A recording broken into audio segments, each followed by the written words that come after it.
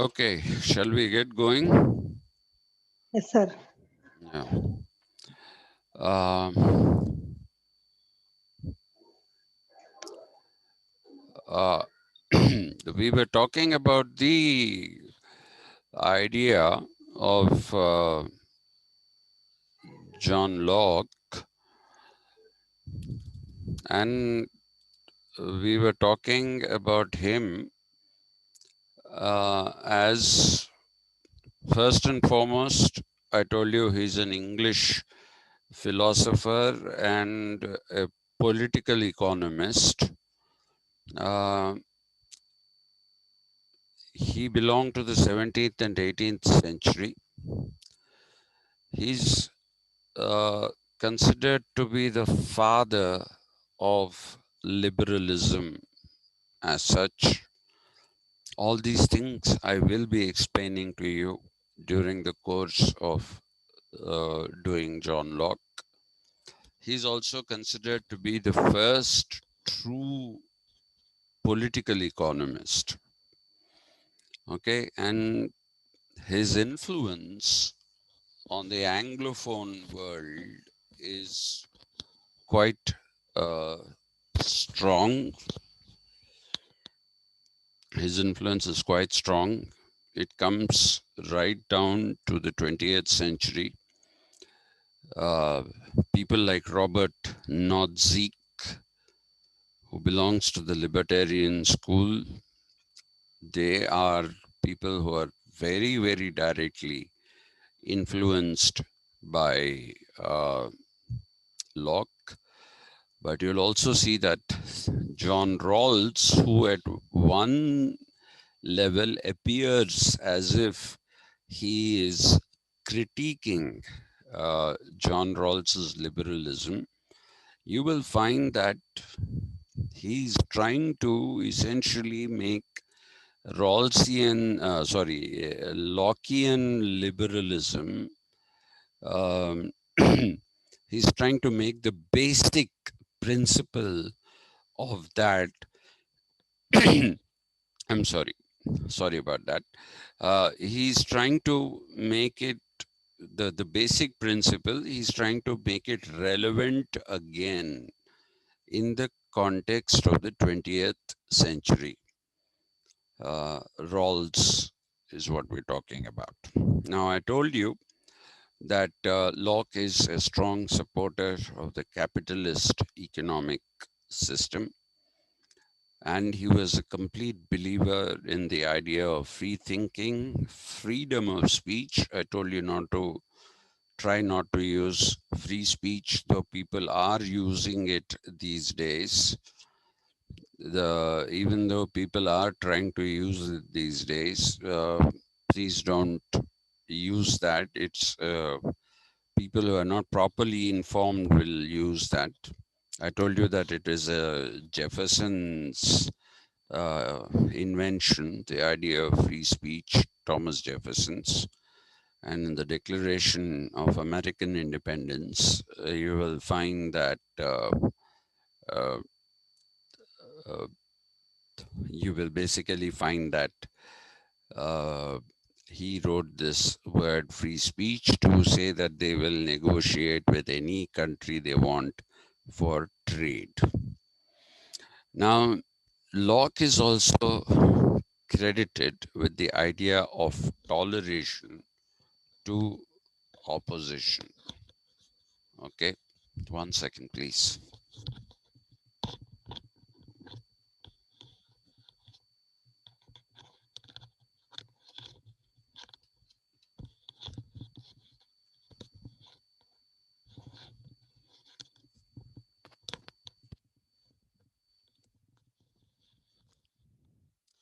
Sorry, that was distracting and disturbing. Yeah, so he was credited with the idea of toleration to his own ideas and overcoming the opposition to his ideas through logical argumentation or by logically arguing. Okay, That is what you find in him. He's supposed to be the progenitor of the liberal surmounting of opposition. This is also called by some people as the liberal surmounting method. And because he suggested this, the liberal surmounting method is something which is an extension of his idea of toleration. And it is also something which is in the nature of arguing with people and making them believe that they are wrong. So this particular thing has earned him the reputation of being cunning and taking recourse to deception in arguments. But those are absolutely wrong, very, very wrong ideas. Okay. And you should not take them seriously if you read them in any book. Uh, he believed very strongly that the best way to overcome poverty was through capitalism. Okay. And this is what sets him apart among the three social contractualists. Okay. This idea of his. Because when we go to Rousseau, Rousseau sees capitalism in a very, very negative light. But we'll do that when we go to Rousseau, which we hope to do soon. He's also like Locke, a product of the Enlightenment period, and he belongs to the rational thinking school. He's the author of two very seminal works, one which is called An Essay Concerning Human Understanding. This is a very important work because it goes far beyond political science. It goes into various different schools of thought in philosophy, in science. So, in fact, it is the essay concerning human understanding which led to the emergence of positivism and empiricism. Okay, positivism and empiricism, which came into being, we did this right in the beginning. I hope you remember that. They came into being thanks to Locke's essay concerning human understanding. His influence is also to be found on American thinkers like Santayana, Henry James, John Dewey, and Richard Rorty. Okay. Essay concerning human understanding became the foundation for even the 20th century schools of thought, such as behaviorism. Behaviorism is there in psychology. Okay. Behaviorism is not there in any other field. Behaviorism is there in psychology. Behavioralism, instead of just behaviorism, if you call it behavioralism, then that is to be found in political science. That also draws inspiration from the essay concerning human understanding. And there is a school of thought led by David Easton. And this particular school of thought is called post-behavioralism.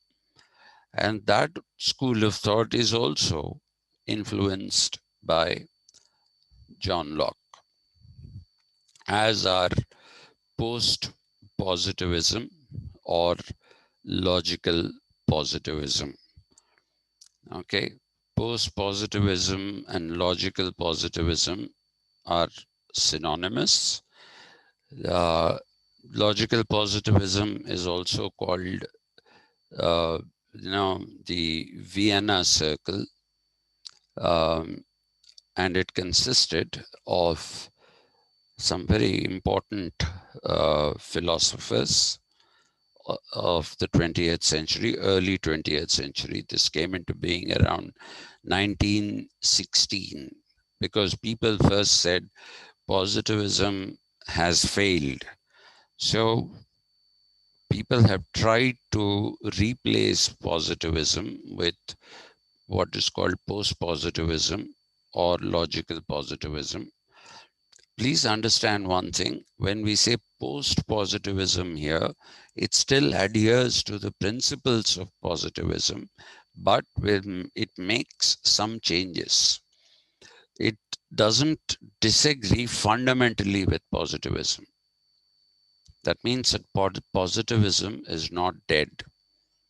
Okay, so the people who belonged to this particular tradition of thought are people such as Moritz Schlick, Moritz, Moritz, Schlick, Schlick, Rudolf Carnap, Rudolph, Rudolf Carnap. Then you have, apart from Rudolf Carnap, you have Otto Neurath, OTTO, Otto, Neurath. Now, Otto Neurath is, of all these people, he's the most important person. And he is somebody who mathematically disproved Bentham's philosophic calculus. And he is anti-utilitarian, and he shows the various fallacies that are associated with Benthamite utilitarianism. So it's not, he's not trying to say that these are your basic arguments. I disagree with the basic argument. I'm giving you another set of basic arguments. That is one kind of disagreement, the most common kind of disagreement. But what Neurath was doing was he said that the calculus of happiness, which is called the philosophic calculus, he said that calculus itself is flawed. So he said the results that Bentham had tried to obtain from that philosophic calculus are not appropriate or correct results. They are misleading. So he says the philosophic calculus, or the calculus that has been used to calculate the greatest happiness of the greatest numbers, he says, doesn't achieve that purpose. He says the calculus is wrong. So Otto Neurath is a very interesting thinker. I wish I had the time to go into the details of teaching all these people. Then the other work of his, which is the two treatises on government, is an equally influential work. Okay, and this is where we see that the ideas of democracy, limited government, and in some ways even modern constitutionalism take root. Locke changed the meaning of democracy. Okay, he did not believe that democracy will be a mobocracy. And you'll soon understand why he didn't believe that. Okay, Locke is a liberal thinker. He may not be cunning, but is very shrewd. And in order to overcome oppositions that might creep up to his philosophical system, what we find is Locke uses democracy by changing the meaning of the term as it existed in ancient Greece. After ancient Greece, after its Athens, basically, you don't find democracy being used again till John Locke. So Locke inaugurated this whole uh, phase that we have, where today we consider democracy to be sacrosanct. If you read Gabriel Almond, he basically uh, classifies countries into systems. Okay, and he classifies them into 4 systems. The first system, this is in ascending order, which is, from the worst to the best. So the first is the worst. The worst system is what he calls an extractive system. Okay, it takes money, it takes things out of people. Okay, so he says the worst form is the extractive system.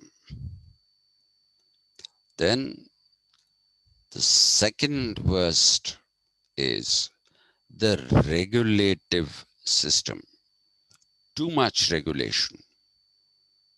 There is interference of the government in everything. It regulates every aspect of human life. So that is the second. The third is what he called the distributive system.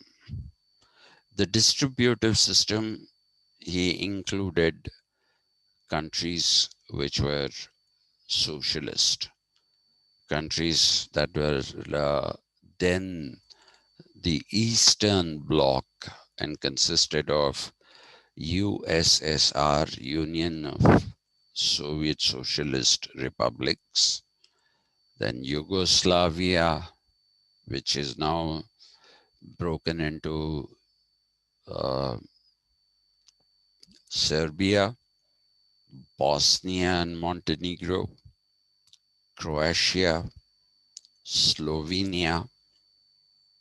All these were otherwise Yugoslavia. Now it's become so many. And then you have the idea of the country called Czechoslovakia, which also disintegrated and became the Czech Republic and the Slovaki Republic. So that also disintegrated. The USSR itself disintegrated into 16 different countries. Now Russia is different. All these Central Asian countries are one side of the Soviet Union, the erstwhile Soviet Union. The countries such as Tajikistan, Kazakhstan, uh, Turkmenistan, Uzbekistan. Okay, these are all countries apart from Belarus, Ukraine.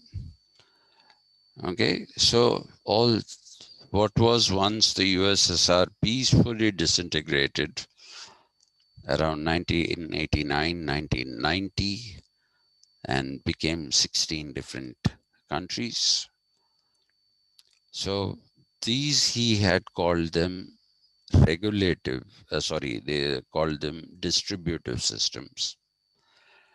And then he says the highest and the best form of a political system is that which is a democratic system. So he said every country in the world should aspire to become a democracy. Okay. And this is a part of the post behavioralism that I was talking to you about, right? So you can see that he has tremendous influence even in the 20th century. And Locke did not want an unlimited government. I told you that he saw the state, which I told you is shortening of his state. And it is with him that we really have, not him, with Hobbes, we have the birth of the state, but the state in Hobbes is absolute. Here it is not. The state has limitations on its powers. Even the government also is limited government. It does not have unlimited powers. It cannot do whatever it wants. The idea of checks and balances that came later with Baron de Montesquieu, but were enunciated best in the Constitution of the United States of America, saw that, the three organs of government, being the legislature, the executive, and the judiciary, acting as a power check on the power of the others. So the idea of a judicial review, which I'm sure you've done, is a part of that system of checks and balances, and that can be traced back to John Locke, though he didn't use that particular expression.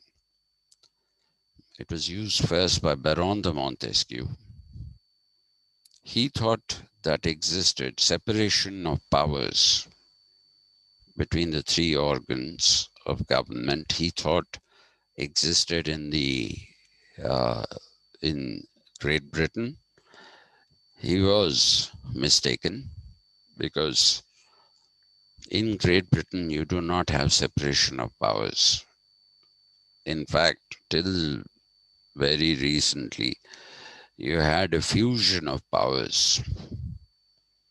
Okay, in a parliamentary system, you don't really have too much of separation of powers. The only thing that can be separated is the judiciary. The executive, in order to become the executive, will have to be elected to the legislature. Okay, it has to be elected to the legislature. And only when you become a member of the legislature can you become the member of the executive, which is not the case in the presidential system. The president is elected through an electoral college of 538 people, and he nominates, they don't use the term ministers, they use the term secretaries. He nominates them, and these are not elected people. The American Constitution says the president should be given the power to choose the best brains in the country to be his secretaries, so that these people will be in a position to help the president take some kind of advice They will be there to advise him, and therefore the governance will be enlightened. That's why they say you don't have to be elected to be a secretary. Okay. Uh, then modern constitutionalism.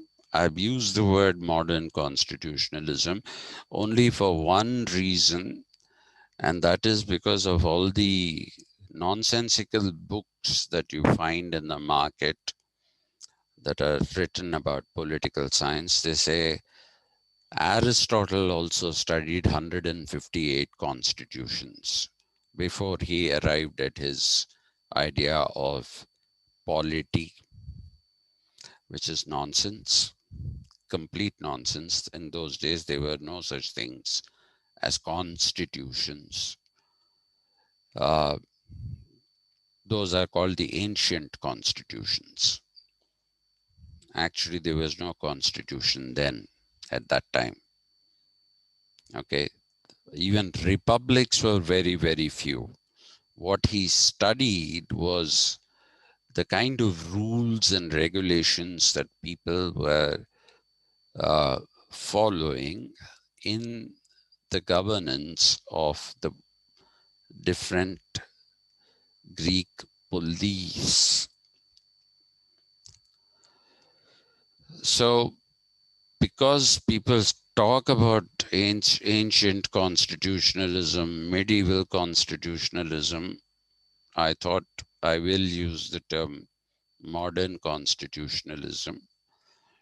Well, strictly speaking, even Locke is not a constitutionalist, strictly speaking, because where did he ask people to write a constitution?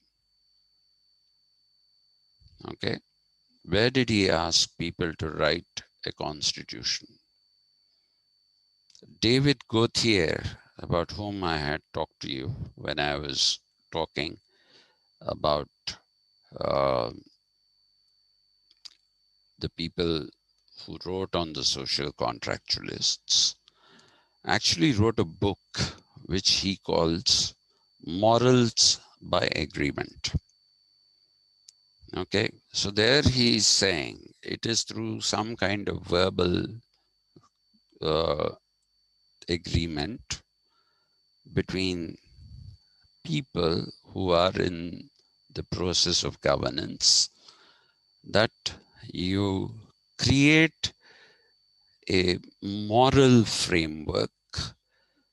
And moral here is not to be used in the traditional sense of moral, but moral here as that which is acceptable to people. It should be ethical rather than moral, but it's okay. Ethical, moral, you agree that these are the things. So people will tell you that even today the United Kingdom doesn't have a written constitution, and that is partly true. The reason why I say it is partly true is that there are written documents starting with the Magna Carta of 1215 and coming right down to the Chartist movement and the Charter of Demands that were made for adult suffrage. So all those documents are there. So it's not a completely unwritten constitution.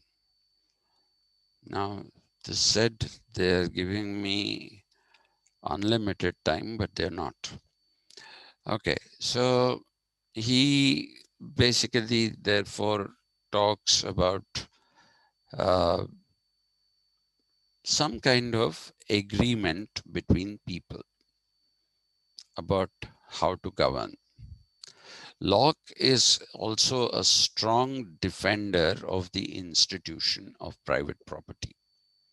He's the first modern thinker who believed in the private property, the institution of private property. I'm sorry. And the next point is very, very important, because this is something that you should understand, and you will be able to make a connection between this and Rawls. Towards the end of teaching Locke, I'll talk about Rawls. Uh, yeah, he believed that inequality in society is not due to social processes, but due to reasons based in nature. That is what he said. Inequalities in societies have nothing to do with social processes. Okay? It has everything to do with nature. I'll explain that point in detail later. I'm just going through this thing now. This is the guiding principle of the uh, 20th century libertarianism, the school uh, of which Robert Nozick, Friedrich Hayek. Hayek is an economist.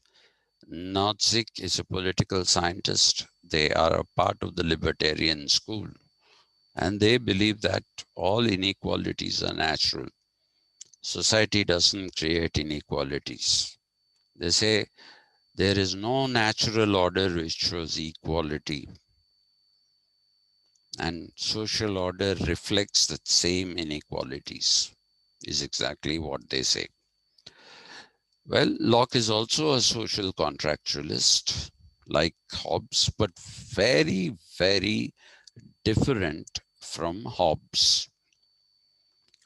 Locke's social contract is also based in experimental thinking, which means that it is not a chronological state of nature that he'll talk about, and the social contract is not to come out of that.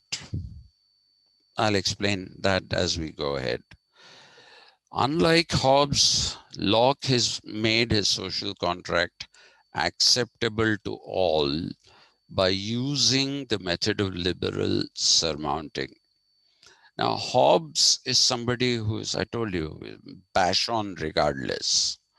And in doing so, he made enemies out of everyone. But Locke is not like that. He uses the liberal surmounting method, which is, he says, you're right in the way in which you have described the premises. The premises is the basis of your argument. But the conclusions that you are drawing are not consistent with the premises. Okay, with the basis of your argument. That is the liberal surmounting method, where you say you're right in your assumptions, but wrong in the conclusions that you have reached. And that's why his social contract became acceptable to many people, or most people. His idea of sovereignty is also different from Hobbes. Hobbes' sovereign was this absolute sovereign. You couldn't revolt against him. Whereas the sovereign in Locke is a limited sovereign. Everything about Locke is limited. Limited government, limited state, limited sovereign. Nothing is absolute, nothing is all powerful.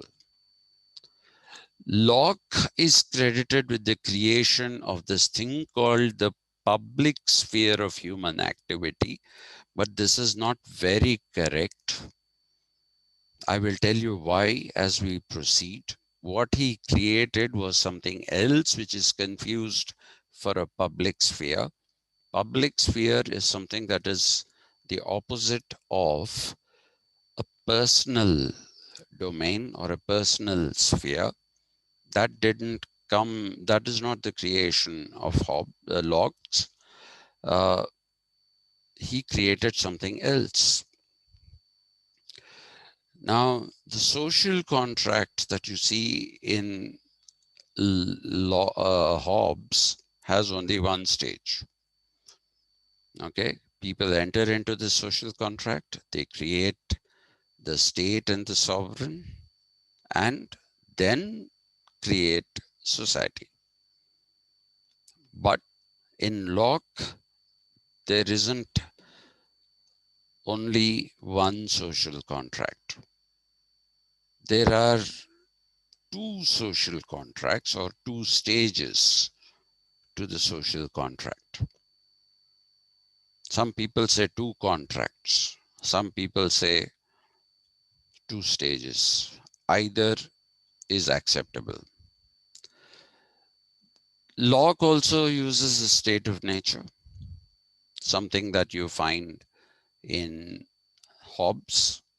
But unlike in Hobbes, where there's only one state of nature, in Locke, there are two stages in the state of nature as well.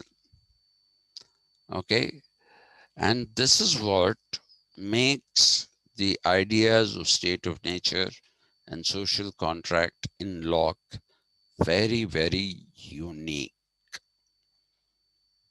The state of nature in Locke, unlike in Hobbes, is a state of social harmony. Whereas in Hobbes, what we saw is that the state of nature is a war of all against all.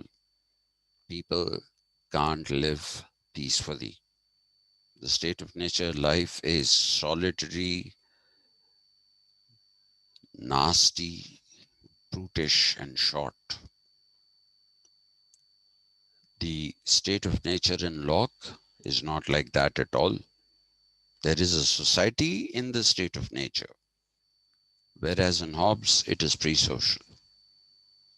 Okay, in the state of nature, which is a harmonious state of nature, everything in nature belongs to everyone equally. Everything that you find in a state of nature of Locke, he says, belongs to everyone equally. Locke also claimed that all human beings are equal in the sense that all human beings are endowed with the faculty of rationality. Okay, all human beings are endowed with rationality, and that is what makes them all equal. But he adds a rider and says, all are endowed with rationality, but not all are endowed with the same amount of rationality. Not all are endowed with the same amount of rationality. Some are more rational than others. Now, Locke basically argues those who have greater amount of rationality will accumulate more property, but I'll talk about this tomorrow. Can we have a class at 1 o'clock tomorrow, Prashant, Rakesh? This is Yes, sir. cutting me off. So quickly, I'll be gone in a second. Yes, sir. Yes, sir.